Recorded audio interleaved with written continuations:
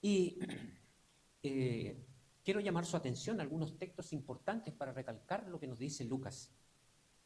En el versículo 50 nos dice que él era miembro del concilio, varón bueno y justo, unas características muy importantes. Dice que también esperaba el reino de Dios. Él estaba esperando el reino de Dios. Y que no estaba de acuerdo con el proceder de los fariseos, ni también de los miembros de allí del cuerpo de los ancianos.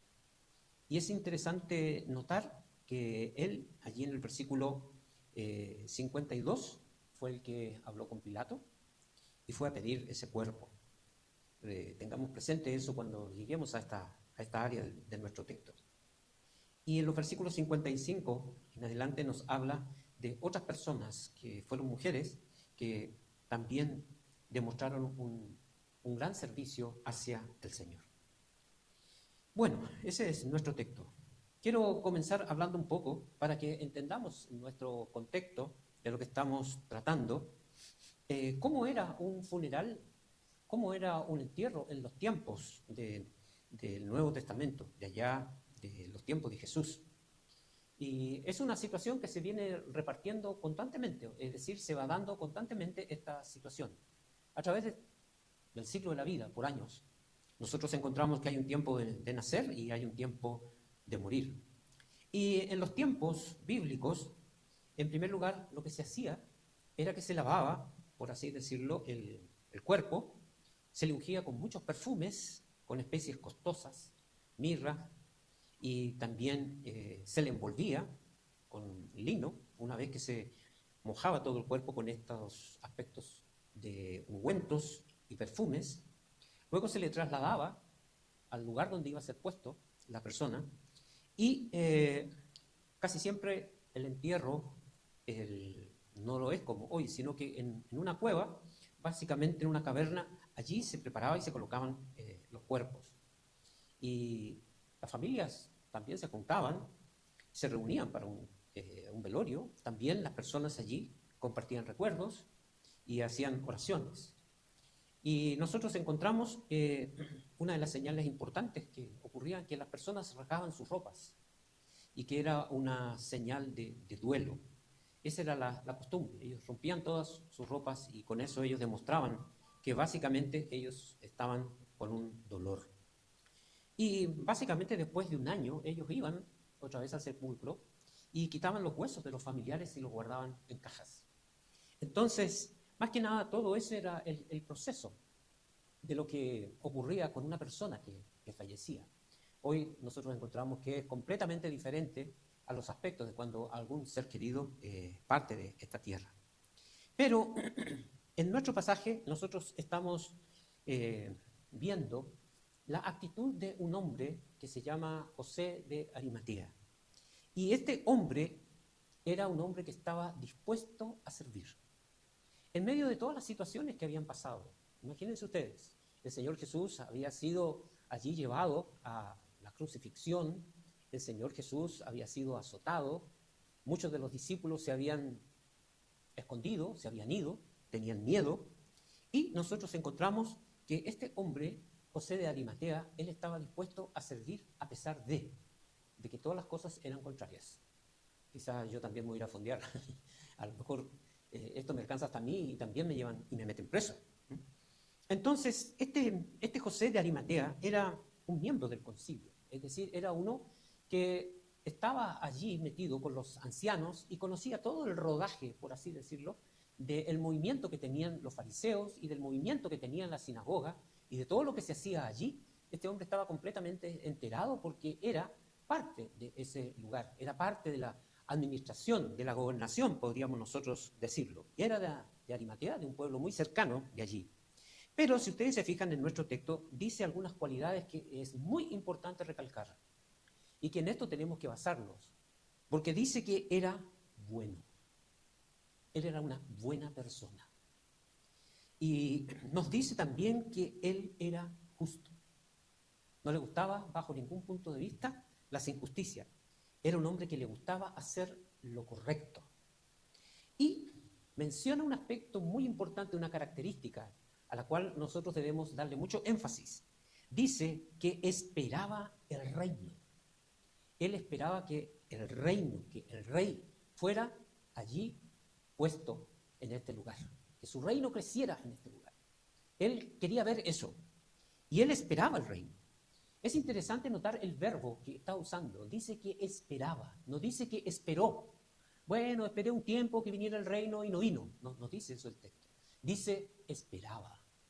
Una acción presente en el que está enfatizando allí sencillamente la palabra y el tiempo de este verbo en el original. Esperaba. Yo estoy esperando. No importa lo que pase, no importa lo que sucede, yo hoy estoy esperando.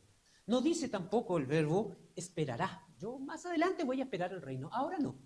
Sino que el texto nos está apuntando que él dice que él esperaba. Es decir, hoy yo estoy esperando el reino. Y eso es grandioso.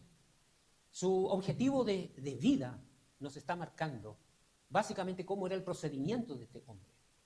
Este hombre dice, mi razón de vivir, mi razón de ser es que yo estoy esperando el reino. Eso es lo que yo estoy esperando. Y esto nos muestra que él tenía un alto grado de compromiso con el reino. El reino era muy importante para José. Para él era algo vital, era su razón de ser, por así decirlo. Y este compromiso lo demuestra por medio del servicio. Y nosotros nos damos cuenta de que este hombre, como nos dice Lucas, no estaba de acuerdo ni consentía en los hechos de los fariseos y otros miembros del Sanedrín. Yo no apruebo, no estoy de acuerdo con todo lo que se consentía allí en contra de Jesús y que partía de los fariseos. Yo no estoy de acuerdo con eso, ni apoyo eso, bajo ningún punto de vista. Él estaba demostrando que vivía de acuerdo a los principios del reino. Oye, tenemos que hacer lo correcto, tenemos que ser justos, tenemos que esperar el reino. Eso es lo que nosotros debemos hacer. Y lo demostraba con su proceder. Demostraba que tenía un compromiso con el reino. No un incrédulo que no tenía un compromiso, que sencillamente de acuerdo a algunas situaciones iba a seguir y después no. Como había pasado, por ejemplo, con algunos de sus seguidores, que sencillamente dijeron que le seguían, pero después le traicionaron, le abandonaron. José era un hombre que tenía allí un compromiso con este reino. Y de todas las maneras de cómo habían actuado básicamente los fariseos con Jesús, José decía, no me gusta, no estoy de acuerdo, eso no es correcto. Y no es que no estaba de acuerdo, es que a él no le gustaba, no era su estilo. Él, al ser un hombre comprometido con el reino, él estaba comprometido con sus principios. Entonces, él no le gustaba nada de lo que estaba ocurriendo. Él no estaba de acuerdo con las mentiras que habían hecho contra Jesús, las calumnias, no estaba de acuerdo con los engaños, con las envidias, no. Él era justo, él amaba lo correcto. Y aquí nosotros encontramos una primera enseñanza, un primer aspecto que podemos aplicar a nuestras vidas. Si nosotros tenemos un compromiso con el reino, ¿cómo somos? ¿Estamos de acuerdo con lo correcto? ¿Estamos de acuerdo con lo bueno? ¿Estamos de acuerdo con lo justo? ¿Estamos de acuerdo a hacer el bien? Y él demostró ese compromiso con su proceder y demostró amando a Jesús y sirviéndole. Mis queridos hermanos, cuando se tiene un compromiso con el reino, uno está dispuesto a servir. Cuando yo tomo un compromiso es que estoy dispuesto a seguir ese compromiso. Podríamos colocar el ejemplo de un matrimonio. Cuando yo estoy dispuesto sencillamente a entrar en un pacto matrimonial, eso quiere decir que estoy dispuesto a llevarlo a cabo. ¿Cuándo? ¿Cuándo? ¿Por un rato? ¿Cuando las cosas estén bien? ¿O cuando las cosas están mal? Sino que lo hacemos siempre. Entonces, nosotros encontramos que él tenía un compromiso con el reino. Estaba dispuesto a servir. Yo sirvo al reino porque tengo un compromiso con el reino, tengo un compromiso con el rey. Por eso es que él sirvió a Jesús. Nosotros también podemos preguntarnos en este día y podemos decir, ¿qué estoy esperando para hoy? ¿Qué espero? A lo mejor nosotros esperamos que nuestra economía mejore. A lo mejor estamos esperando que la política sea mucho más mejor, sea espectacular. O a lo mejor estamos esperando que lo laboral sea mejor. Nosotros, mis queridos hermanos, debemos esperar que el reino de Dios venga. Yo espero el reino. ¿Por qué? Porque todas las demás cosas son pasajeras. Lo político se acaba. Lo laboral también se acaba. Todo termina, pero el reino es eterno. No acaba, no termina. Entonces, nosotros debemos tener conciencia y pensar en eso. El reino de Dios es eterno. Es un reino que jamás va a terminar. Es un reino que jamás va a ser destruido. Eso nos dice el profeta Daniel, que él levantará un reino que nunca va a ser destruido o acabado. A ese reinado nosotros pertenecemos. Por eso es que nosotros tenemos que comprometernos con ese reinado. Y nosotros encontramos que cuando nos comprometemos con el reino, entonces comienzan a suceder grandes cosas en nuestra vida.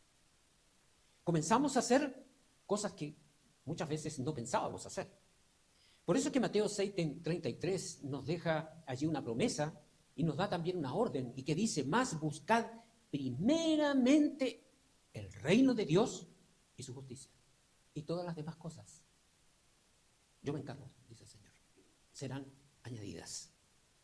José, nosotros encontramos que él buscaba el reino. ¿Nosotros buscamos el reino? ¿Es prioridad para nosotros el reino? ¿O hay otras cosas o otras actividades que restan importancia a darle prioridad al reino de Dios, que es un reino eterno, que jamás va a ser destruido, que jamás va a acabar? José estaba comprometido con ese reino. Él sabía, wow, tengo que tener este compromiso con el reino. Así que él, esperando el reino, por lo tanto, y estando comprometido con el reino, él sirvió básicamente a Jesús al darle una sepultura digna. Voy a hacer un servicio a mi maestro. Mi maestro no puede quedar allí colgado. Yo me voy a encargar de darle una sepultura digna de un maestro. El texto nos dice que fue a Pilato a pedir el cuerpo de Jesús. Él fue. Demostró una gran valentía. Demostró ser valiente. Cuando todos sus discípulos estaban escondidos, se habían ido. Cuando todos habían dicho, mira, ya se acabó esta cuestión de Jesús. Se acabó inmediatamente todo esto. Pero nosotros encontramos que Pilato demostró ser valiente. Porque, mis queridos hermanos, cuando hay compromiso, cuando estamos allí esperando el reino, nosotros demostramos valentía, nos transformamos en valiente. Yo soy ciudadano de este reino, yo estoy con este reino, así que voy a hacer lo que tenga que hacer por el reino. No era fácil para sencillamente Pilatos llegar hasta allí. El Evangelio de Juan, capítulo 19, 38, nos dice lo siguiente, y vamos a explicar esto para que entendamos. Después de todo esto, dice Juan, José de Arimatea, y aquí agrega una característica más para nuestro amigo José, que era discípulo de Jesús, es decir, él era un seguidor de Jesús.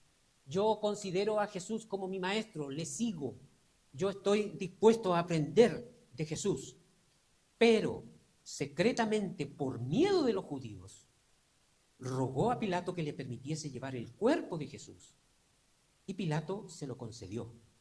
Entonces vino y se llevó el cuerpo de Jesús. Nosotros encontramos aquí que este texto, que nos da una información extra acerca de José de Arimatea, no tan solo nos está mostrando el sentimiento de José que estaba pasando en ese momento, que era miedo. Él tenía miedo de los judíos, tenía miedo de sus propios compatriotas, tenía miedo de los propios fariseos, porque sencillamente, si ellos se enteraran de lo que él quería realizar, conociéndole cómo eran los fariseos, entonces era muy probable que estos fariseos también quisieran hacerle daño a él. La envidia que tenían los fariseos por Jesús era una envidia también que iba a alcanzar a aquellos que eran discípulos del Señor. Entonces, este hombre, José de Arimatea, dijo, no, yo voy. voy a hablar con Pilato. Oye, pero la situación es muy crítica. El asunto está muy candente. Esto puede explotar, te pueden atrapar de una u otra forma. Pero nosotros encontramos que José era una persona que estaba dispuesta a demostrar su servicio y demostrarlo de una manera muy grande. Quiero que tengamos algunas consideraciones un poco históricas para que podamos entender esta situación. Ya hemos mencionado que José amaba a Jesús. Hemos mencionado que esperaba el reino. Hemos dicho que estaba comprometido con el reino. Y nosotros encontramos, ahora viendo un poco la cultura romana, aquellos que eran ciudadanos romanos tenían ciertos privilegios. Por ejemplo, un romano podía moverse por dentro del imperio sin ningún problema. Tenían salvoconductos y si eran ciudadanos romanos podían moverse por cualquier lado. Los romanos podían apelar al César individualmente. Yo apelo al César sobre mi causa. Encontramos esto cuando el apóstol Pablo dijo, siendo un ciudadano romano, yo soy romano y tengo el derecho de apelar al César. Y nosotros encontramos también que la pena de muerte para un ciudadano romano era la decapacitación, es decir, cortarle la cabeza. Soy ciudadano romano y la única forma en cómo a mí me podían liquidar, por así decirlo, era cortándome la cabeza, porque era una muerte rápida, sin sufrimiento. Aquellos que no eran romanos, era otra la historia. Nosotros encontramos que para ellos no había una muerte dolorosa y sufriente, como lo sufrió Jesús, donde cada hueso del cuerpo de Jesús se fue desprendiendo, y se fue desprendiendo cada hueso como también cada tendón y cada nervio de allí, que es un dolor insoportable. Para graficarle, ¿usted alguna vez se ha torcido un pie? ¿Se ha fijado que produce un dolor fuertísimo? Imagínese ese dolor por su espalda, por su columna, por sus piernas, por sus muslos, por sus manos. Se perdía todo el líquido del cuerpo y los órganos se secaban por dentro y la respiración era con mucha dificultad. Así que finalmente la muerte se transformaba en una muerte lenta y con grande agonía. Jesús sufrió esa muerte. Jesús tuvo esa muerte por nosotros. Pero a su vez, uno que no era ciudadano romano, por así decirlo, perdía el derecho al entierro. Quedaba crucificado allí, con la finalidad de que los buitres y las aves carroñeras y los animales carroñeros se comieran el cuerpo. Era una muerte sencillamente deshonrosa, que esa persona nunca más sea recordada, que se quede, que desaparezca, por así decirlo. Entonces, nosotros encontramos que la crucifixión que tuvo nuestro Señor Jesucristo fue una muerte muy dolorosa, sino que también esa crucifixión iba a ocurrir en deshonra, que no fuera conocido su lugar de entierro. Entonces es allí, en esa situación y circunstancia, en donde aparece José de Arimatea. Y aparece porque José tenía un compromiso con el reino, con el rey, sabiendo quién era Jesús y qué es lo que Jesús había hecho por él. Él decidió servir a Jesús, dándole una sepultura digna. José sabía lo que pasaba con los crucificados, que no eran romanos. Él lo tenía muy claro. Por eso se cree que esta fue la razón por la cual José fue allá donde Pilato a pedir el cuerpo. Quiero que me des el cuerpo. Él no iba a permitir que una cosa así le pasara a su Salvador. Así que le sirve a Jesús dándole una sepultura. José no se dejó vencer por el miedo, no se dejó vencer por Pilato, no se dejó tampoco vencer por los fariseos que estaban dispuestos a hacer el mal. Él va a una acción. Uno que está comprometido con el reino va a la acción, no se queda en intenciones, en palabras, en deseos. Sí, yo voy a hacer, sí, más adelante, yo lo hago. No. El que tiene un compromiso con el reino dice, lo hago, y va y lo hace. Por eso es que él va a la acción. Él pide el cuerpo a Pilato. Se piensa que José de Arimatea era un hombre de mucha posición económica. Por esa razón, él no le ofrece dinero a Pilato por el cuerpo. Tampoco va con engaños. Tampoco va y lo roba. Va directamente a Pilato, cara a cara, y le dice: Pilato, dame el cuerpo de mi maestro. Y eso se llama valentía. Él fue valiente. No se acobardó. Tenía un compromiso muy grande con el maestro. Y nosotros encontramos que en esta acción, por así decirlo, se le une otra persona que también tenía allí una actitud de compromiso con el reino. Y eso nos dice Juan capítulo 19, 39 al 40, y quiero que lo busquen y lo lean, porque nos arroja luz acerca de lo que este José de Arimatea con Nicodemo, que era un principal entre los judíos, era una persona que quería saber cómo nacer de nuevo, y que tuvo un encuentro con Jesús, y que finalmente él terminó recibiendo a Jesús. Y ahora él pone este énfasis. Juan capítulo 19, los versículos 39 al 40, dice: también Nicodemo, y Juan muestra el hecho, el que antes había visitado a Jesús de noche, porque se recuerdan que Nicodemo allí con Jesús de noche hicieron la cita para conversar, porque tenían miedo también de los otros fariseos que le podían hacer daño, cuando él quería conocer más aspectos acerca de lo que hacía el Señor Jesucristo. Y si ustedes se fijan, vino trayendo un compuesto de mirra y de aloes como 100 libras. Tomaron pues el cuerpo de Jesús, lo envolvieron en lienzos con especies aromáticas, según es costumbre sepultar entre los judíos. Nicodemo, otro que tenía un compromiso con el reino. Sí, yo me fui de noche a hablar con Jesús, pero gracias a esa conversación que tuve, pude nacer de nuevo. Y tomó un compromiso con el reino. Y lo demuestra con esta acción. Porque él podría haber dicho: no, José de Arimatea, ¿sabes una cosa, Josecito? Nos conocemos, somos muy amigos, pero yo no me quiero meter en líos. Andá vos nomás solito. Nicodemo también era una persona de muy buenos recursos económicos. Podría haberle dicho: mira, yo te doy un poco de plata y arregla tú la situación, pero no me metas en esto. Nicodemo no tuvo esa actitud, sino que dice que bajaron el cuerpo.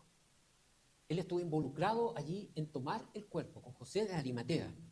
Y según es muy probable que otros, los propios criados de José de Arimatea y de Nicodemo, ayudaron en esta situación para bajar el cuerpo de Nicodemo. ¿Y Nicodemo qué hizo? Nos dice que básicamente él allí trajo mirra y aceites especiales, esencias, como 100 libras. Hoy en día no se puede calcular en el dinero de hoy esta situación. Y la mayoría de los comentaristas dicen que es una cantidad enorme de riqueza de lo que hizo Nicodemo, una gran cantidad. Se piensa que fueron como 32 kilos de mirra junto con otros aceites en el cual empapaban todo el cuerpo del Señor Jesús, las piernas, los muslos, los hombros, las manos, todo, y luego lo envolvían. Representaba una suma muy considerable de riqueza y de un gran valor. Usted se fija que José también nos dice que proveyó una sábana de lino para envolver el cuerpo. No era una sabanita así como la que nosotros conocemos hoy, que ponemos en nuestra plaza de cama, sino que era un lienzo muy especial en el cual ellos tenían que ir poniendo las esencias e ir envolviendo el cuerpo totalmente. Y José, por otro lado, también le sirvió a Jesús con una tumba que él había mandado hacer. Porque la mayoría de las personas que tenían allí una posición social y tenían beneficios y eran ricos, por así decirlo, mandaban a hacer su propia tumba, donde ellos iban a ser colocados. Y esa tumba nadie la había usado. Y José de Arimatea dijo: allí está, para Jesús. Estaba cerca del lugar donde el Señor Jesús había sido crucificado. Entonces nosotros encontramos que Él proveyó esa tumba. Isaías 53, 9 nos dice: y se dispuso con los impíos su sepultura, mas con los ricos fue en su muerte. Porque los que proveyeron todas las cosas tan necesarias para una sepultura en ese tiempo fue José de Arimatea con Nicodemo y sus criados. Y no era un trabajo sencillo y fácil.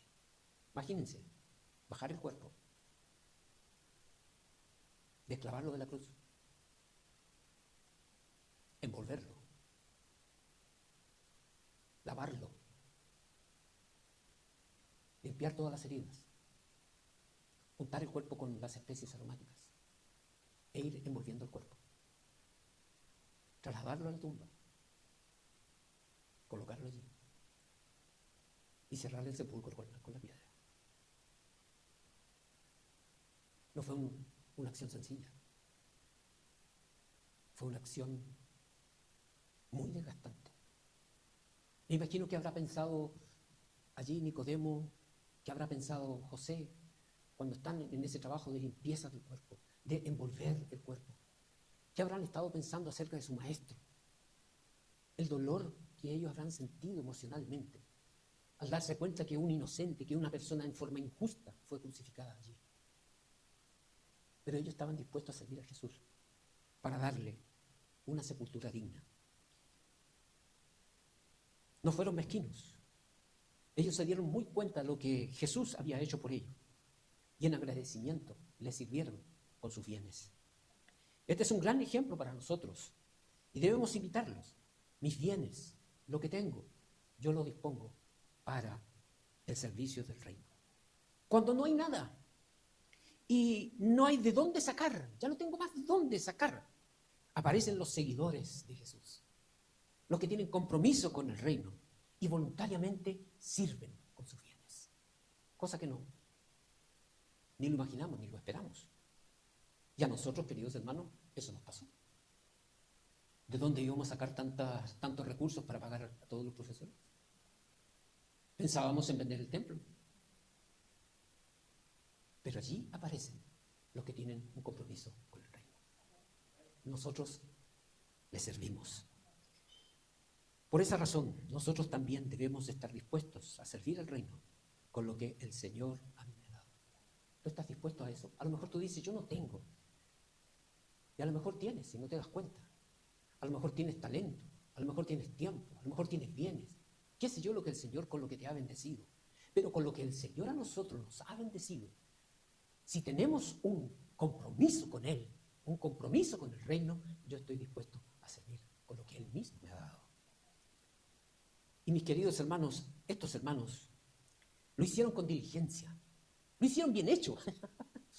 No lo hicieron, aunque estaban muy presionados por tiempo, porque ya venía el día de reposo, y en el día de reposo ellos no podían hacer nada, así que tenían pocas horas para hacerlo. Y ellos lo hicieron. Y lo hicieron en corto tiempo, y lo hicieron con diligencia, y lo hicieron bien. De tal forma que ellos pudieron volver a sus casas, tristes, pero satisfechos, porque habían servido a Jesús al darle una sepultura digna. Pero nuestra historia no termina allí. Nosotros nos encontramos con los versículos 55 y 56, que aparecen mujeres que sirven a Jesús también, en medio de esta situación. No podían quedar fuera ellas. Y es importante, y podríamos hacernos una pregunta, ¿y qué mujeres? ¿Y por qué mujeres? Y quiero aclararle algunos aspectos. De hecho, Lucas es el único que hace referencia a la mujer 11 veces en el Evangelio y lo menciona en relación a un acontecimiento que tiene que ver con mujeres. Él menciona. Eran mujeres a las cuales Jesús había hecho grandes milagros en su vida. Eran mujeres comprometidas y agradecidas. Porque la Escritura nos dice, viendo tan solo un ejemplo en Lucas 8:2, de algunas mujeres que habían sido sanadas de espíritus malos y enfermedades. Y menciona María, que se llamaba Magdalena, de la que habían salido 7 demonios. Esta mujer responde con un compromiso y un servicio a Jesús. ¿Cómo no voy a servir a Jesús si yo tenía 7 demonios? Si yo hubiese continuado mi vida así con estos 7 demonios, ¿qué habría pasado conmigo? ¿A dónde yo podría haber llegado? ¿A dónde habría terminado mi vida? El Señor transformó la vida de esta mujer. Entonces, esta mujer, como muchas otras, están dispuestas a servir. Lo que Jesús ha hecho conmigo no lo ha hecho nadie. Y yo tomo un compromiso con Él de servirle, de seguirle. Dice la Escritura que también estas mujeres le servían con sus bienes. Lucas 8:3 dice, Juana, mujer de Chuza, intendente de Herodes, y Susana y otras muchas que le servían de sus bienes. Y el texto a nosotros nos menciona algo muy interesante. Dice que estas mujeres venían siguiendo a Jesús desde Galilea. Si tomamos la distancia desde el mar de Galilea hasta Jerusalén, aproximadamente hay como 170 kilómetros. Y desde allí estas mujeres seguían a Jesús. Lo hacían de noche, lo hacían de día, lo hacían enfrentando el cansancio, lo hacían enfrentando a peligros, pero estas mujeres habían tomado un compromiso con Él y por lo tanto, no importa lo que me pase, yo sigo a Jesús. ¿Se imagina usted seguir a Jesús por 170 kilómetros? Encargándose del alimento, de la vestimenta, del aseo personal. Era medio complicado en aquella época. No es como ahora, que bueno, llegamos rapidito. No, lo hacían a pie. ¿Cuántas mudas de ropa tendrían que llevar? ¿Cómo lo harían para la limpieza? ¿Cómo lo hacían para compartir los bienes? Estas mujeres, entonces, nosotros encontramos que tenían un compromiso con Jesús. No había miedo. Podían existir peligros, pero habían conocido a Jesús y sabían que Jesús era el que cuidaba y les protegía en todo tiempo, en todo momento. Y mis queridos hermanos, hoy nosotros nos encontramos que nuestra sociedad muchas veces va empeorando y tenemos miedo en normal, pero no olvidemos que Jesús está con nosotros en todo tiempo y en todo lugar para que nosotros podamos seguir a Jesús. Jesús dice, yo te acompaño, no tengas miedo, anda, yo te acompaño, ve, yo estoy contigo. Esto nos muestra que tanto hombres y mujeres pueden comprometerse con el reino. ¿Qué grado de compromiso tienes tú con el reino?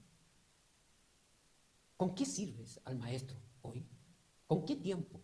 ¿Cuáles son los talentos que estás entregando al reino? Estas mujeres demostraron ser mujeres que estaban dispuestas a servir a Jesús. Vieron dónde fue puesto el cuerpo, respetaron el día de reposo, compraron especias aromáticas para culminar la sepultura, compraron vendas, ungüentos. No fueron mujeres conformistas, sino que ellas, algo más podemos hacer. ¿De dónde sacaron el dinero para comprar las especies aromáticas, que no iban a ser pocas? ¿De dónde sacaron para comprar los ungüentos? Pero estas mujeres tenían esos aspectos, tenían esos recursos. Y ellas, sencillamente, no se conformaron con decirlo, bueno, José y Nicodemo, estos tienen mucha plata, bueno, que ellos se encarguen nomás. Ellas no se quedaron atrás. Tengo un compromiso con el maestro. ¿Cómo no voy a hacer algo por mi maestro si él me ha ayudado tanto? Ha hecho tantas cosas por mí. Así que ellas tenían un compromiso con el reino. Estaban dispuestas a servir más allá de sus fuerzas, más allá del cansancio, más allá de los peligros. Ellas estaban dispuestas a decir, yo sigo al maestro. Y es un ejemplo, mis queridos hermanos, un ejemplo de imitar, que nosotros también podemos hacer hoy.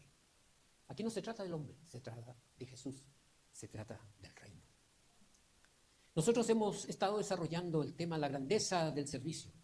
Hemos visto cómo allí, básicamente, hay hombres que están dispuestos a servir, a pesar de, están dispuestos a servir, que han tomado un compromiso. Vimos claramente el ejemplo de José de Arimatea, lo que hizo con sus bienes. Vimos claramente lo que hizo Nicodemo también, la actitud que él tuvo. Vimos también a las mujeres que estaban dispuestas a servir.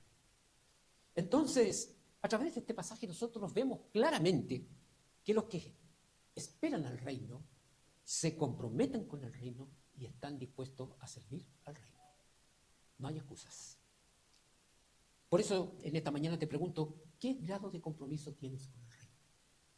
¿Es importante para ti el reino? ¿Cómo puedes demostrar? ¿Qué puedes compartirle a otros de lo que tú estás haciendo por el reino?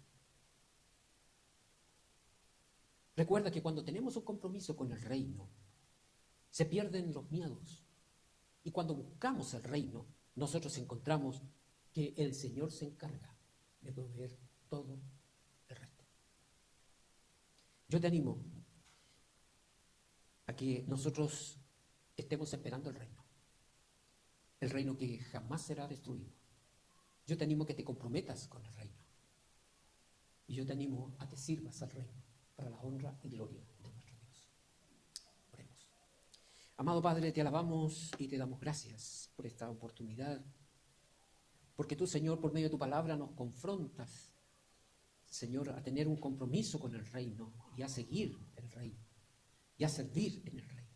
Gracias, Padre, por este gran privilegio de ser pertenecientes a tu reino, Señor, porque solo por tu soberanía y misericordia que estamos en el reino, porque tú pensaste en nosotros antes de la fundación del mundo, y por eso te damos gracias, porque nos has dado ese gran privilegio de ser partícipes de tu reino.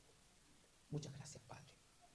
Te rogamos que tú nos ayudes a mantener un fiel compromiso contigo, con tu reinado, que estemos siempre dispuestos a servirte allí para que tu reino crezca en nuestro querido Paraguay. Gracias, Padre, en el nombre